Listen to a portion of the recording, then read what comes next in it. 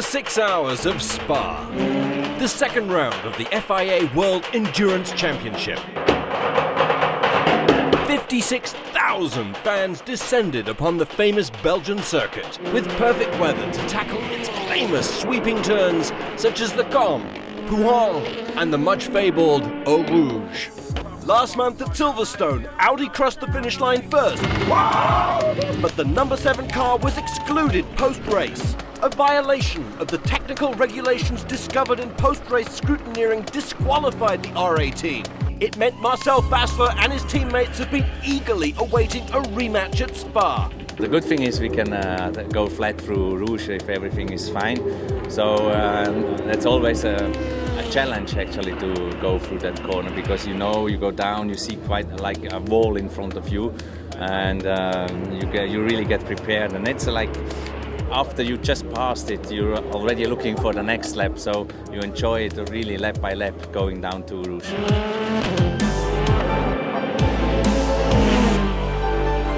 Former F1 racer Kamui Kobayashi is no stranger to the high-speed corners and elevation changes. And during free practice, his Toyota team looked more competitive than at Silverstone. Yeah, of course, I think still I think we are a bit off the pace from Porsche, but I think at least we are getting closer, which is really good. So I think hopefully we can catch up for qualify or for the race, maybe here.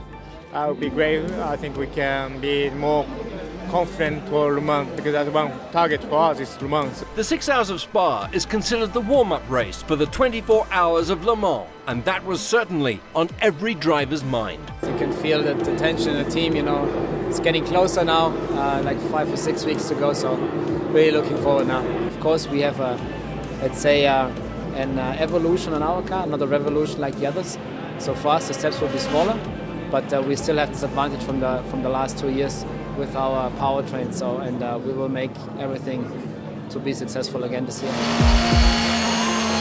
The Porsche team number 1 car of Mark Webber, Brendan Hartley and Timo Bernhard came to Spa on the heels of Hartley's jaw-dropping accident at the 6 hours of Silverstone. Yeah, we're pretty confident. I mean, obviously after Silverstone, pace was very good. We didn't get the outcome we wanted after obviously crash, no points from our car. But the pace was very strong there. We have a new kit here, which is more aligned to the requirements of Spa. It's kind of in between Silverstone and Le Mans in terms of what downforce and drag you require.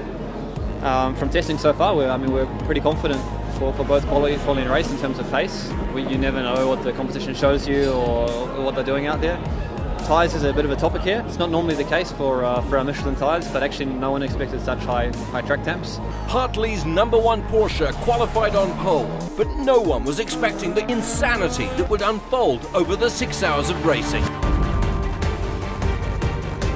Porsche took command at the start, despite the Toyotas trying to sneak up on the inside into the La Source hairpin. Behind them, ex-F1 racer Roberto Meri got tagged into a half-spin, but continued. Another ex-Grand Prix star, Vitaly Petrov, suffered this puncture on this SMP Racing LMP2 car. Behind the Porsches, it looked like Audi and Toyota would fight for third. But then trouble struck the number 2 Porsche as it lost all hybrid power. Suddenly, Toyota and Audi were racing for second, and the action became frantic between them. Disaster for the number 6 Toyota as Mike Conway tagged the other SMP car into a spin at the bus stop chicane. The number 1 Porsche pitted with a puncture, which handed the lead to the number 5 Toyota as Sebastian Buemi had managed to double stint his tyres and didn't need so long in the pits. Then our first big crash. Simon Dolan's G-Drive clipping Nicky Team's GTE Aston into the wall at Stavelot, and he rolled over dramatically. A full course yellow neutralised the race as Team walked away unhurt. More drama as the number 13 Rebellion of Dominic Krahamer rammed Tor Graves into a spin at La Source. Despite this scare, the number 13 car would finish an amazing third overall. With the number 1 Porsche suffering a second puncture, the number 5 Toyota looked a sure bet for victory, until this oil leak spelled the end of its victorious hopes with a blown engine.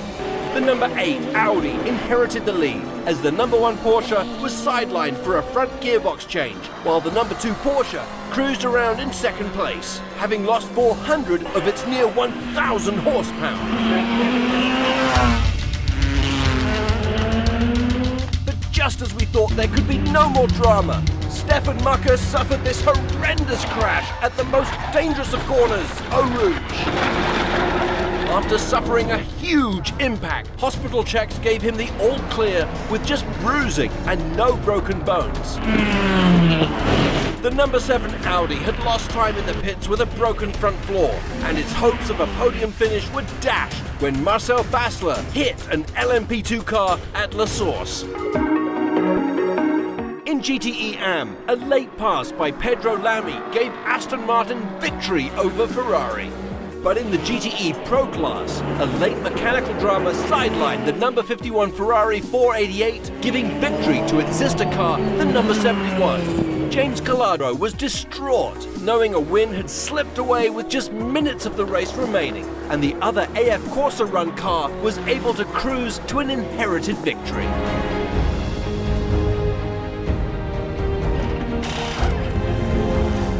In LMP2, this stunning 3-wide move by Nicolas Lapierre gave Signatech Alpine victory over Pipo Derani in the ESM Ligier. The Frenchman, in a French car, would win by 4 seconds. Up front, there was no further drama, as the number 8 Audi won by 2 clear laps, having stayed out of trouble unlike all of its rivals. It was a bit surreal, to be honest, because I had about 2 hours to think about it and just trying to stay out of trouble. But no, a fantastic feeling. Of course, love to have won the race, on pure performance and have a real fight. But I think for us in the number 8 car was so important to get that first win on the board, and not just for ourselves but for the team. They worked so hard. We've been unlucky before, and this time luck was on our side, so we'll certainly take it. It was a crazy race. We didn't have the pace to win it. We know that. Especially here in Spa, we were having a very tough fight with the Toyota, and the Porsches were clearly faster. But endurance race is about also reliability, and our car was reliable for the first time in a long time, the number 8. And we end up achieving my best result in the WEC. Very proud. I pushed very hard at the beginning. Fighting with everyone that was close to me, even if we knew that it was going to be tough. But this first place really, for me, has only shows a good year I'm having in Formula E and in WEC. I'm very proud to be driving for Audi Sport. I think Audi has done a fantastic job, and now we go for the big one, which is Le Mans, and keep the fingers crossed.